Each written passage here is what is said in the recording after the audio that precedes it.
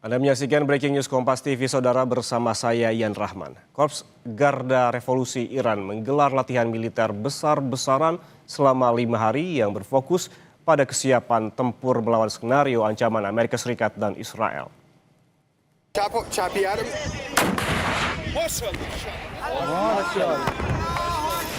Dikutip dari media Iran, Mer News Agency, unit Teheran dari Korps Garda Revolusi Iran menyelesaikan latihan militer berskala besar dengan komandannya yang melaporkan kesiapan tempur penuh di seluruh batalion dan tim operasi khusus yang berpartisipasi.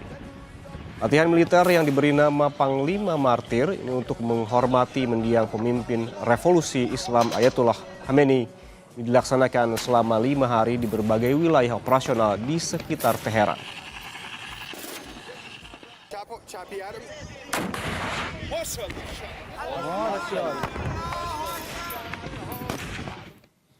Sementara itu, Saudara, Trump dan Xi Jinping bertemu di Beijing, Tiongkok pada Kamis pagi ini.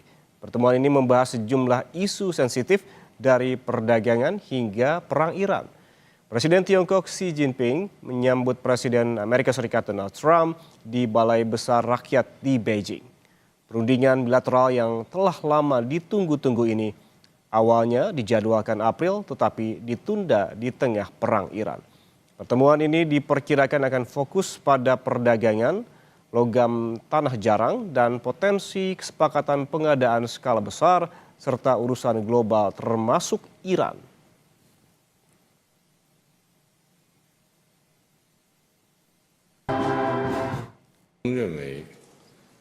Sementara itu, Saudara, berikut ini adalah visual pertemuan antara Donald Trump dan Xi Jinping di ruangan, di mana memang tadi pertemuan ini sudah dijadwalkan meskipun sempat tertunda hingga akhirnya pada bulan Mei ini pertemuan akhirnya dilangsungkan antara Presiden Amerika Serikat Donald Trump dengan Presiden Tiongkok Xi Jinping.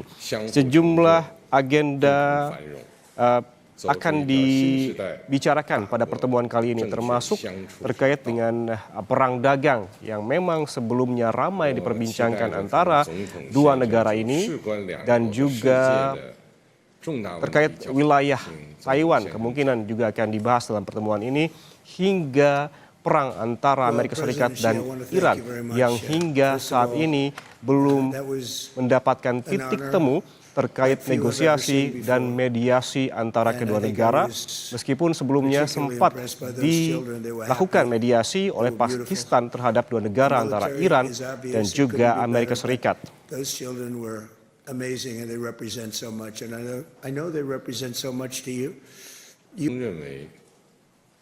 中美之间的共同利益大于分歧。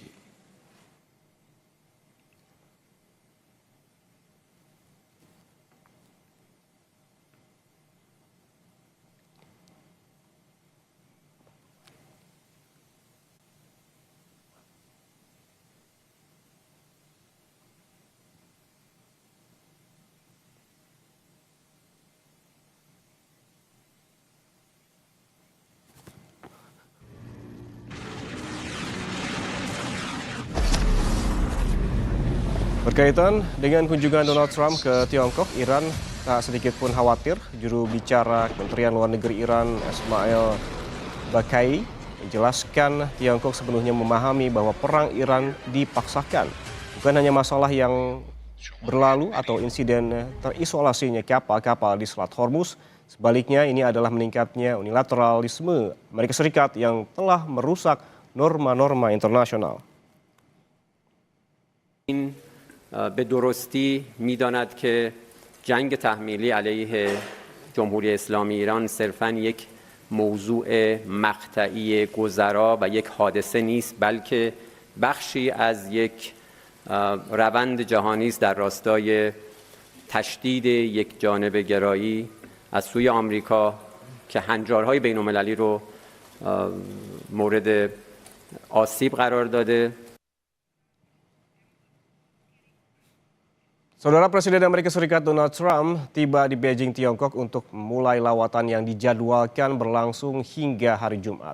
Septianto Galang Prakoso, dosen ilmu hubungan internasional UNS menduga Donald Trump akan membujuk Tiongkok untuk tidak memveto resolusi keamanan Selat Hormuz.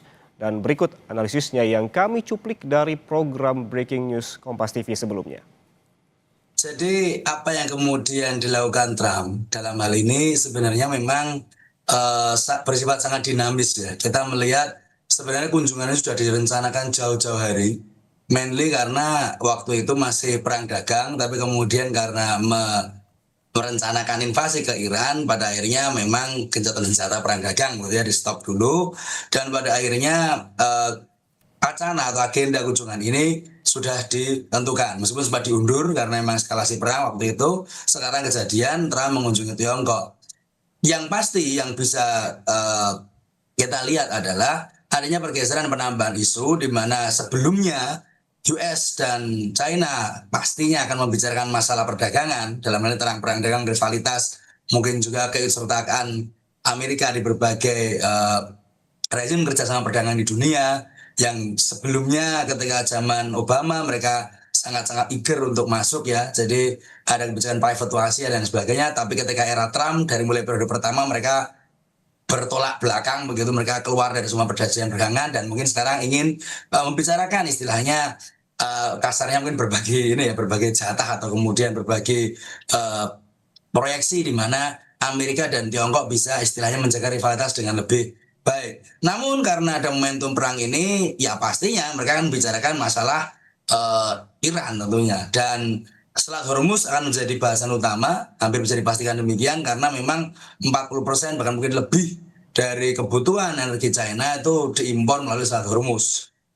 Tapi juga menjadi satu concern ketika ada banyak pakar dan juga mungkin laporan dari media yang menyatakan bahwa harapan Amerika supaya Tiongkok ini menjadi mediator, Tiongkok ini potensial juga menjadi pihak penengah dalam isu ini, kelihatannya juga bisa jadi bertepuk sebelah tangan. Jadi sebelum Trump menelan pil pahit, dia menyatakan kita nggak perlu Tiongkok, kita bisa sendiri nanti mau diskusi. Karena dia mungkin takut malu ya, ketika kita bicara seorang pemimpin negara didaya, dikuasa di dunia, datang ke negara lain yang menyaingi negaranya begitu, tapi ternyata tawarnya nantinya ketika sudah disampaikan ditolak mentah-mentah oleh Xi Jinping kan juga malu ya, thanksin begitu kan. Oleh karena itu dia berjaga-jaga untuk saving face, pernyataan sebenarnya dikeluarkan. Ini saya kira juga bagian dari public stand-nya Trump sendiri, tapi juga ada strategi dalam hal ini bagaimana kemudian high level diplomasi dilakukan dan supaya mereka terkesan tidak istilahnya mengemis kepada Tiongkok untuk membantu menyelesaikan perang di Iran ini, seperti itu. Bahwa untuk saat ini seperti tamparan juga terhadap Presiden Amerika Serikat bahwa kapal tanker dari Tiongkok ini mampu leluasa melewati Selat Hormuz yang selama ini menjadi konflik terutama di Timur Tengah antara Amerika Serikat dengan Iran selain isu nuklir. Untuk saat ini Anda melihatnya seperti apa? Negosiasi terutama dengan Iran dan juga adanya Trump melakukan lobby-lobby dalam tanda petik terhadap Tiongkok agar mampu Iran menerima semua proposal yang akan diajukan oleh Amerika Serikat. Iya, untuk yang pertama Mas Yuno. Jadi ketika Amerika ini menghadapi kenyataan bahwa memang kapalnya Tiongkok bisa lewat bebas begitu, sesuatu yang sudah menjadi hal yang istilahnya memalukan saya kira ya, karena mereka dalam hal ini memblokade kemudian sengaja memperlama prolong war ya, memperlama perang ini untuk memberikan istilahnya melemahkan atau attrition war terhadap kondisi dari Iran sendiri. Tapi semuanya ternyata tidak sesuai harapan Amerika, dan justru negara-negara yang memang memiliki kerjasama strategis dengan Iran seperti yang sudah saya Pak Surya, seperti Tiongkok itu bisa lewat. Nah, oleh karenanya apa yang kemudian dilakukan Amerika saya kira akan fokus kepada memaksakan atau kemudian mencoba mempersuasi negara-negara lain untuk secara bertahap begitu ya menekan Iran dari segala macam dari segala penjuru begitu dengan berbagai cara dan berbagai macam cara. Misalnya ada kemudian kemungkinan yang juga sudah diberitakan banyak pihak untuk memaksakan ini atau menggiring ini ke resolusi Dewan Keamanan PBB. Lah, jangan-jangan yang dilakukan Trump untuk berkunjung ke Tiongkok begitu, saya nggak tahu nih bahasanya pasnya apa, mungkin sowan Xi Jinping gitu ya, tapi pasti dia tidak mau dilakukan seperti itu ya. Itu bukan membujuk Tiongkok untuk serta-merta melobi Iran juga secara langsung atau membantu Pakistan jadi mediator, tidak. Tapi bisa jadi justru malah membujuk Tiongkok untuk tidak memveto resolusi yang nanti akan dikeluarkan. Resolusi terkait keamanan Selat Hormuz misalnya. Karena banyak negara Timur Tengah seperti Kuwait, Arab Saudi, Qatar, dan juga negara-negara lain itu sudah mulai mengusulkan hal ini, bahwa kemudian keamanan di wilayah Selat Hormuz, Teluk Persia, dan seterusnya itu harus kemudian dijaga dan memang harus istilahnya dilegalkan begitu ya melalui resolusi DKPBB begitu. Nah, ini menjadi jalan yang rumit juga ketika Iran harus lebih intens dalam menghubungi atau bekerja sama dengan kontaknya di DKPBB dalam hal ini Rusia dan China untuk bisa counterbalancing hal ini. Tapi akan menjadi rumit kalau kemudian Amerika bisa sukses melobi dalam tanda kutip Tiongkok untuk membujuk Iran atau justru tadi itu untuk kemudian tidak memveto resolusi yang akan terjadi ke depan. Intinya, jadi sekarang ini ada dua front yang sedang dihadapi Amerika, yakni di Selat Hormuz sendiri, dan juga front kedua adalah front lobby ya, tadi betul ya katakan Mas Yuno juga, lobby-lobby yang memang dilakukan Amerika dengan cara yang sangat high politics ya, dengan cara Trump berkunjung sendiri, menyatakan sesuatu, kemudian memberikan public statement, stand, dan macam sebagainya, untuk menunjukkan bahwa Amerika lah yang berinisiatif. Padahal mungkin sebenarnya mereka sudah sangat terdesak seperti itu.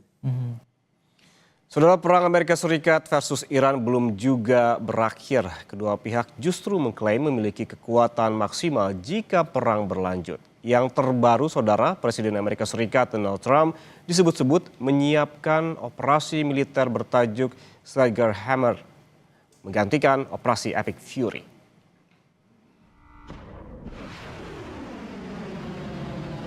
Ketegangan antara Amerika Serikat dan Iran belum berakhir.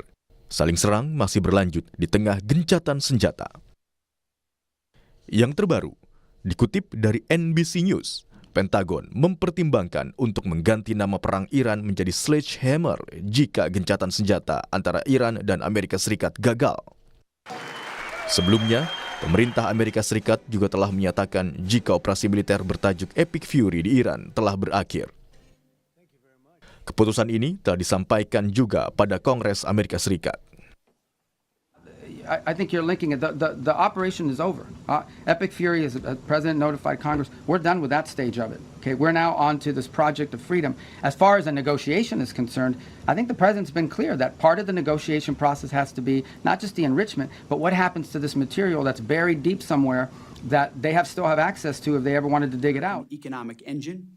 Menteri Pertahanan Amerika Serikat memaparkan permintaan anggaran bersejarah Pentagon ketika biaya perang melawan Iran meningkat menjadi hampir 29 miliar US dollar. Bicara di hadapan Subkomite Pertahanan Komite Anggaran DPR, Menteri Pertahanan Amerika Serikat mengatakan bahwa anggaran bersejarah yang diminta Pentagon dari Kongres adalah anggaran yang dapat dipertanggungjawabkan secara fiskal. Thank you for the opportunity to testify in full support of President Trump's historic $1.5 trillion fiscal year 2027 budget for the Department of War. The President's budget request reflects the urgency of the moment. Upon taking office on January 20th of 2025, President Trump inherited a defense industrial base that had been hollowed out by years of America-last policies, resulting in a diminished capability and capacity to project strength. Guru Besar Hukum Internasional UI, Hikmahanto Juwana menyebut, di dalam negeri Trump terancam tak punya dukungan bila meneruskan perang. Banyak yang tidak menyetujui anggaran untuk perang yang diajukan pemerintahan Donald Trump. Pertama, Kongres banyak yang tidak menyetujui, bahkan Partai Demokrat itu sangat kritis. Anggaran untuk perang itu kan harus di-approve lagi oleh Kongres, bahkan juga 60 hari yang kemarin sudah dipakai oleh Trump. Kalau mau menyerang kembali, itu harus dapat persetujuan dari Kongres Amerika Serikat. Dan sekarang Partai Demokrat Amerika Serikat itu sedang menyiapkan sebuah undang-undang yang mengharuskan atau yang tidak memungkinkan Trump untuk melakukan perang kembali. Belum lagi. Hingga kini, ketegangan antara Amerika Serikat dan Iran belum berakhir. Kedua pihak mengklaim memiliki kekuatan maksimal jika perang berlanjut.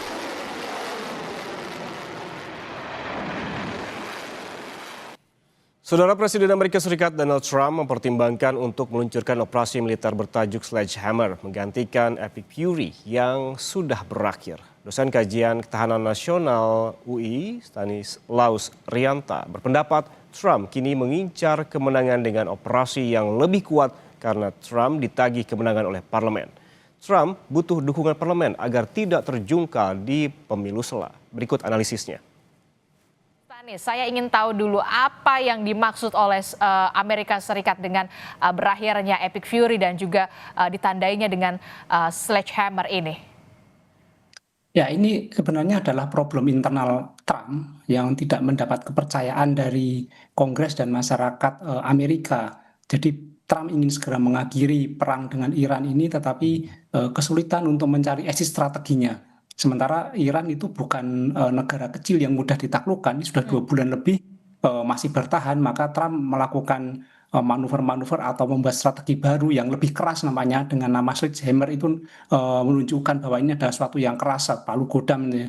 Jadi dia ingin mengakhiri ini dengan kemenangan tentunya, karena tidak mungkin Trump mengakhiri perang ini hanya dengan begitu-begitu saja meninggalkan Iran, tetapi harus menang karena biaya juga cukup besar. Kita tahu bahwa sudah disampaikan bahwa hampir 500 triliun itu biaya untuk perang ini dan ini akan bertambah lagi. Dan tentu ini pertanggungjawabannya. Jika tidak ada pertanggungjawaban, tidak ada kemenangan, maka ancaman bagi Trump dalam pemilu sela nanti. Oke. Ya memang Amerika kehilangan momen. Sudah terlalu lama juga ini 2 bulan ini. Tetapi kan Amerika tidak akan membiarkan itu, bahkan akan mencuri-curi momen itu di saat ada momen lain. Kita lihat ketika peristiwa Venezuela, kemudian ketika perundingan dengan Iran, malah dia melakukan serangan. Ini kan Amerika momen-momen seperti itu tidak bisa ditebak. Nah ini saya melihat bahwa nanti harusnya ketika selesai dengan Cina, ini ada hasil yang positif harusnya. Walaupun kita lihat bahwa Cina lebih menerima Iran daripada Amerika, dilihat dari sambutannya, dilihat dari sikapnya mendahulukan Iran ini, dan kepentingan Cina kan cukup besar dengan Iran, cukup besar sebagai mitra strategis ya. Tapi kalau dengan Amerika sebenarnya kan adalah sebagai rival di dalam ekonomi. Nah harusnya ketika ini Cina menjadi pemain utama, sekarang malah dia berhasil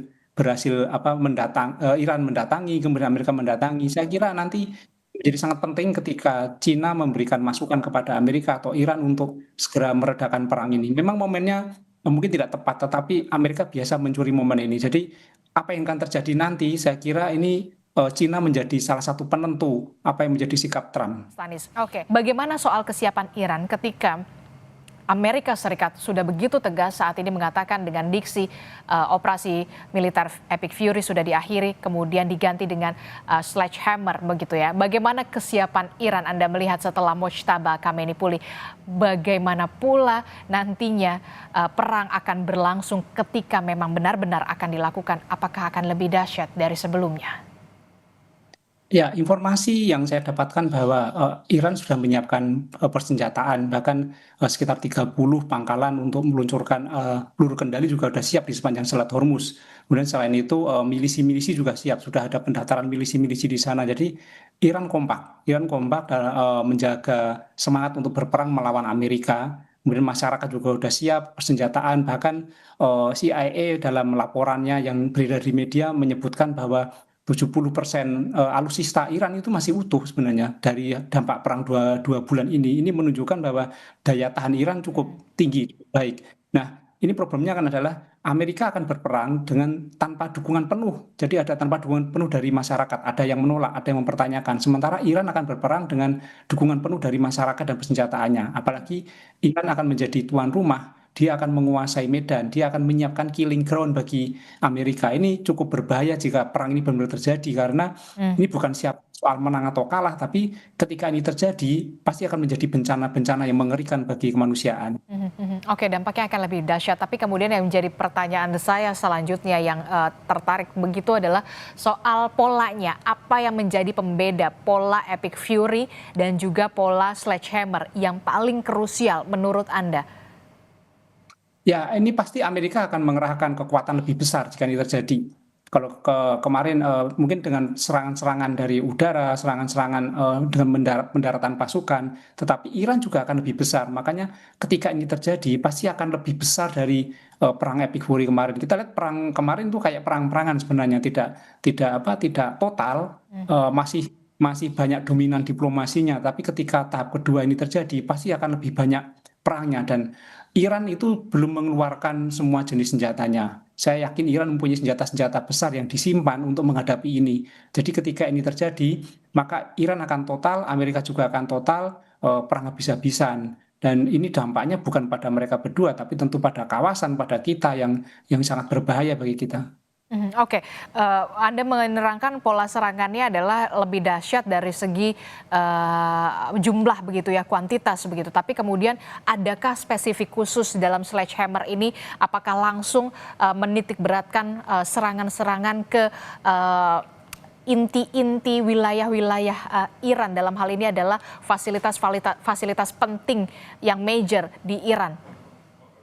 Ya, pasti itu akan dilakukan karena perang sudah sampai ke tahap kedua, tentu tidak akan memperpanjang sampai tahap ketiga. Jadi serangan akan lebih terarah, istilahnya pada center of gravity-nya. Jadi Iran juga pasti akan membalas kepada pangkalan-pangkalan Amerika di kawasan Teluk, di negara-negara di Teluk, itu akan terjadi juga. Selain mempertahankan diri kemudian membalas serangan dari Amerika, Iran pasti juga akan menyerang negara-negara lain yang menjadi pangkalan Amerika. Karena tentu Amerika tidak menyerang langsung dari Amerika, tapi dari pangkalan-pangkalan tersebut. Jadi serangannya bisa dengan peluru kendali, saling serang, dan ini dampaknya saya kira akan lebih banyak lagi korban-korban jiwanya. Jadi serangan secara terbuka akan lebih banyak. Kalau kemarin mungkin di Epic Fury akan lebih banyak diplomasinya, serangannya hanya kayak pemanis, tapi sekarang lebih banyak serangan-serangannya dan nanti diplomasinya yang sebagai pemanis. Saudara, kita nantikan informasi selanjutnya. Sesuai jeda, tetaplah bersama kami di Breaking News Kompas TV.